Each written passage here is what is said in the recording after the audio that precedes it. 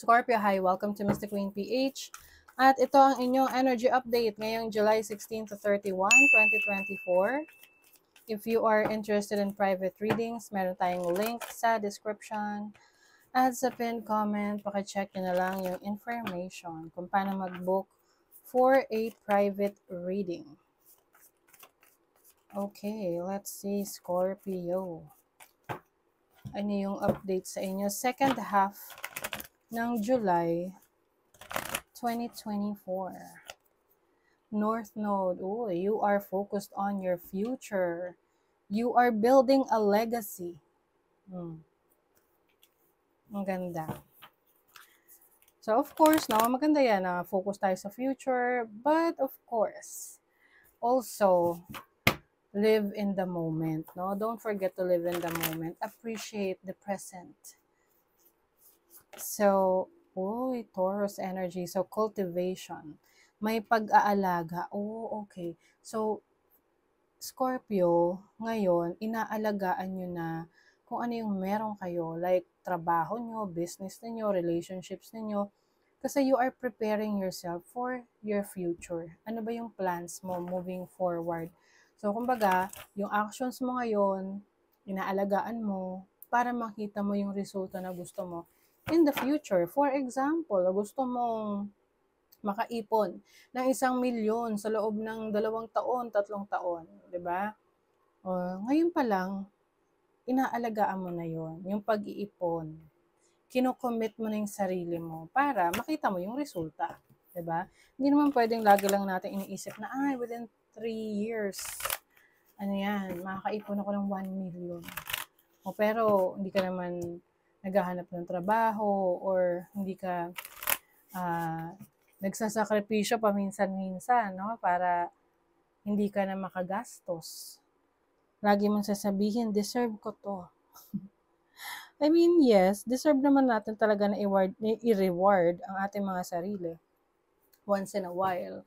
Pero hindi, kumbaga ikaw rin kasi makikinabang kapag may mga sakripisyo ka rin. Oh, the sun, ganda. So this is energy, vitality. So, marami kayong lakas para matupad yung mga goals ninyo, mga pangarap ninyo. Just keep going, no? Tuloy nyo lang. And then, let's see your overall energy. You have the 7 of Pentacles. Ayan, bantay na bantay nyo ang mga iniipon ninyo. Yung alam mo talaga na meron kang hinihintay. Kasi alam mo na meron kang trinabaho.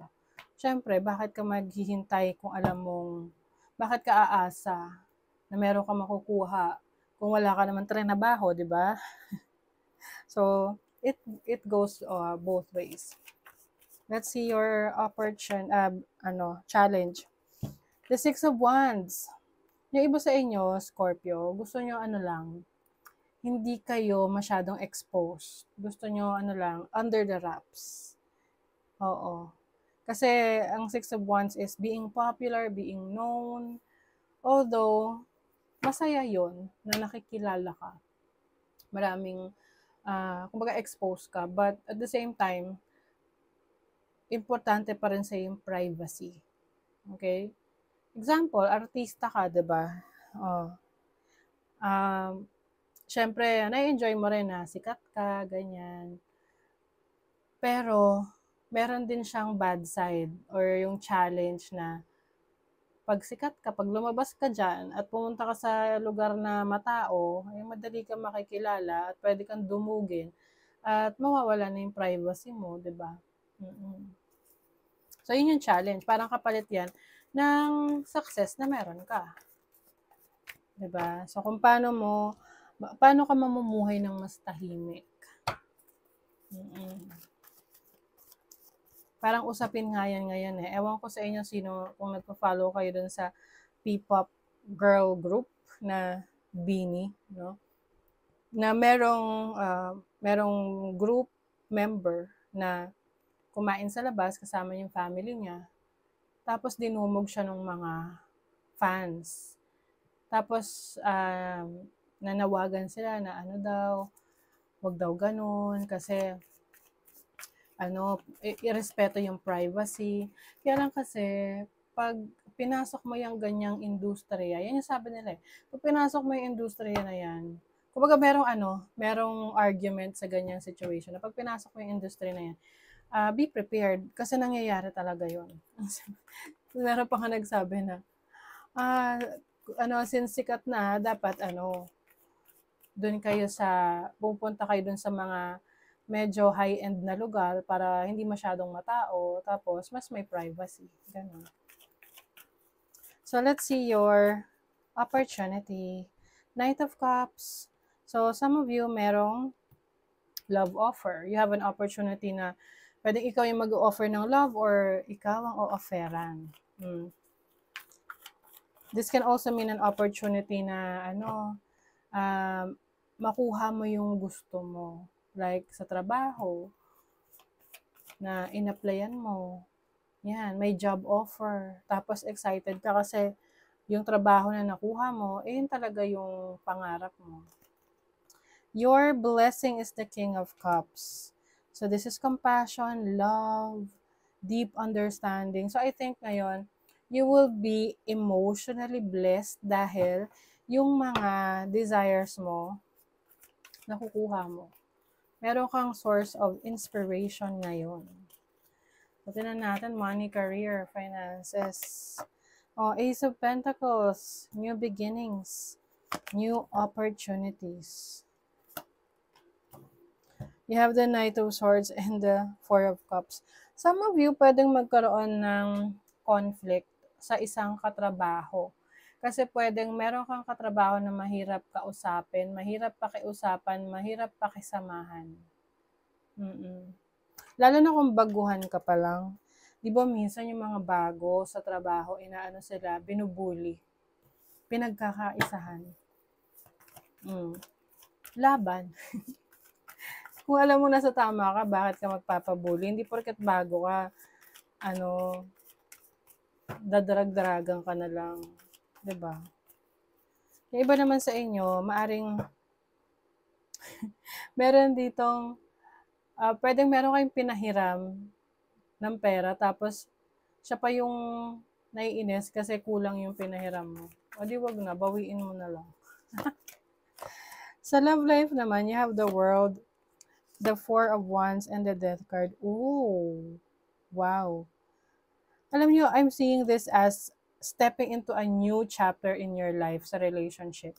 Yung iba sa inyo, pwedeng papasok na kayo sa very serious relationship, magpapakasal na kayo, or may major transformation sa relationship nyo. Let's say, gusto nyo na makalipat na ng sarili nyong bahay together, or makapag-migrate sa bansa na gusto nyong tirahan, ganon. So, merong panibagong chapter na nag-open sa inyong relationship.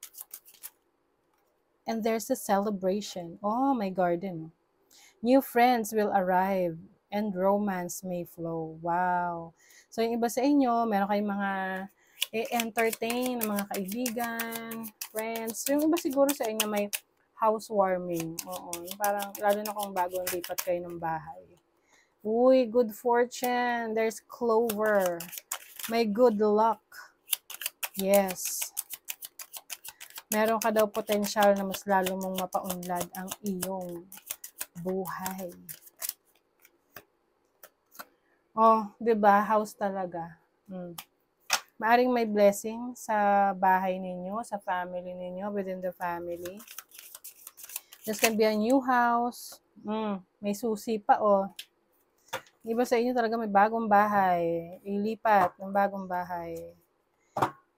Or mag-migrate sa bansa na gusto nyo talagang tirahan. This can also mean a solution to your problem. Kung meron kayong problema ngayon sa bahay, kailangan nyo ayusin, masusolusyonan nyo na. When peace is your priority, negative cannot exist. Yes, hindi na kayo magpapa-apekto or hindi kayo maapektuhan ng negative energies around you dahil masyadong payapa ang isip mo. Payapa na, tahimik ka. So, hindi ka mabilis na maapektuhan yan. Kumbaga, nasi-shield mo, nasi-shield ng peace and harmony yung negative energies around you. Okay? So that is your reading, Scorpio. Thank you so much. Bye.